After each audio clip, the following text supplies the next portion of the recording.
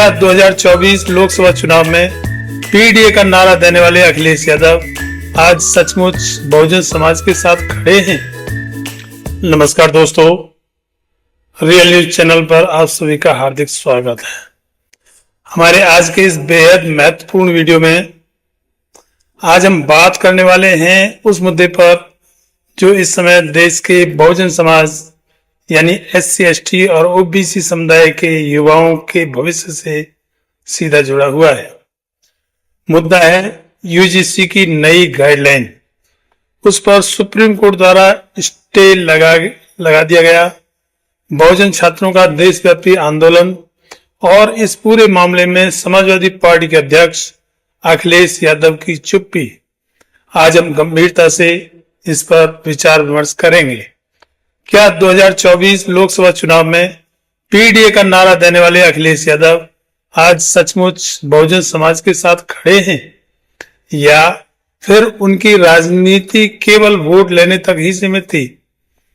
क्या UGC guideline पर उनकी चुप्पी SC, ST, OBC के साथ एक नया राजनीतिक धोखा नहीं है?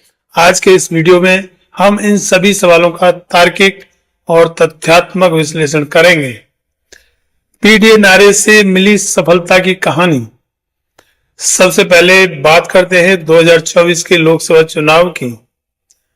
2024 के चुनाव में समाजवादी पार्टी ने एक नया राजनीतिक नारा दिया था, पीडीए यानी पिछड़ा दलित अल्पसंख्यक। इस नारे के सहारे अखिलेश यादव ने उत्तर प्रदेश की राजनीति में खुद को बहुजन समाज का सबसे बड़ा नेता साबित करने की कोशिश की थी।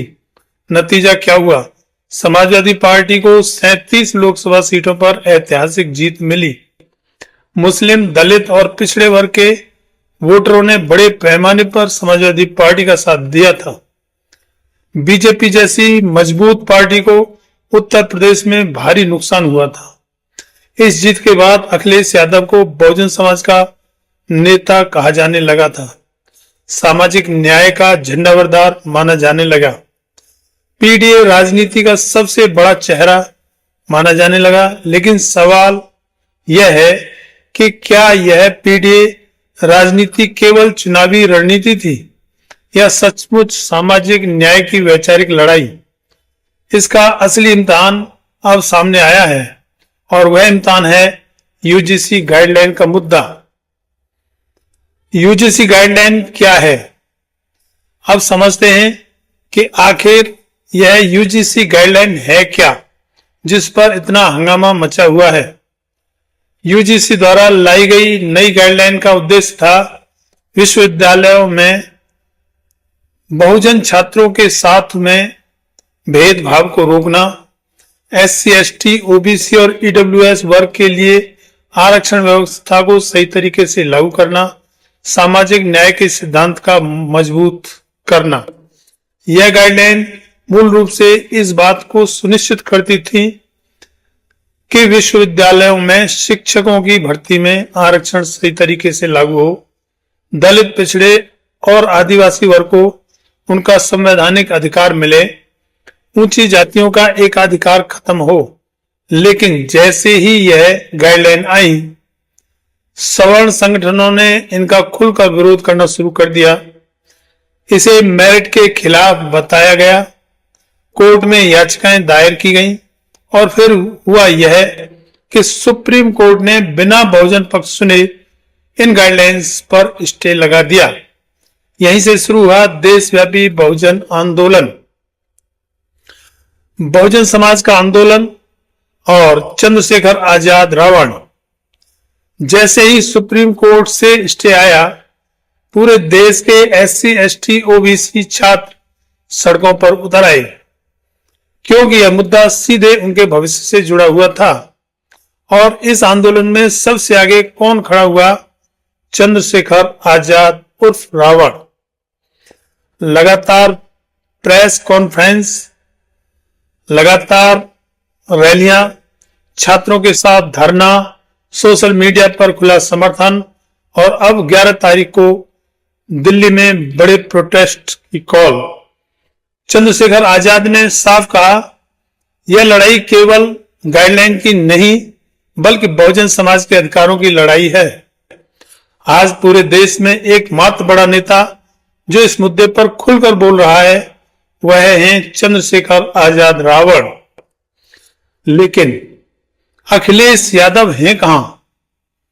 अब सबसे बड़ा सवाल यह है कि जो नेता 2024 में पीडीए का चेहरा बनकर उभरे, जो बहुजन समाज के वोट से ताकतवर बने, वे इस मुद्दे पर बिल्कुल चुप क्यों हैं?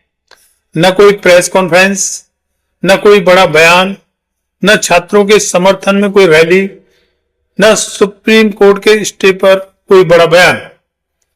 जब पूरा बहुजन समाज सड़क पर है तो अखिलेश यादव की चुप्पी आखिर किस बात की निशानी है? मुसलमानों के साथ पहले धोखा कर चुके हैं, अब बहुजनों के साथ करने की तैयारी है या कर रहे हैं।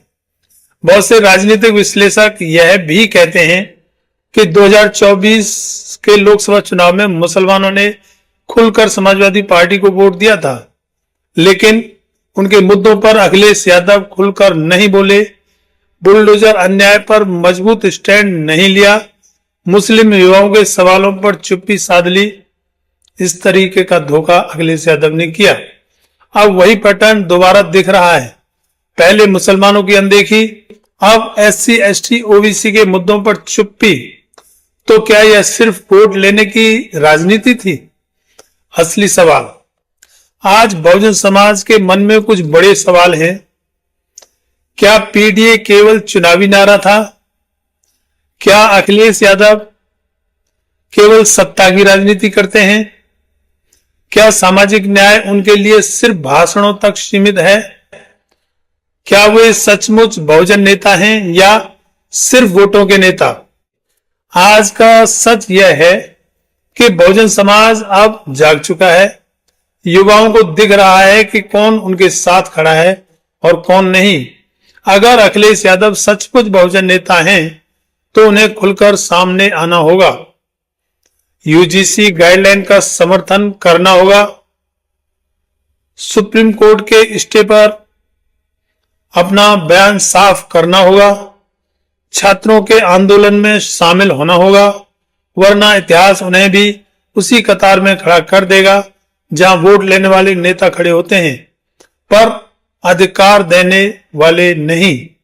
दोस्तों, यह मुद्दा केवल राजनीति का नहीं, हमारे भविष्य का है।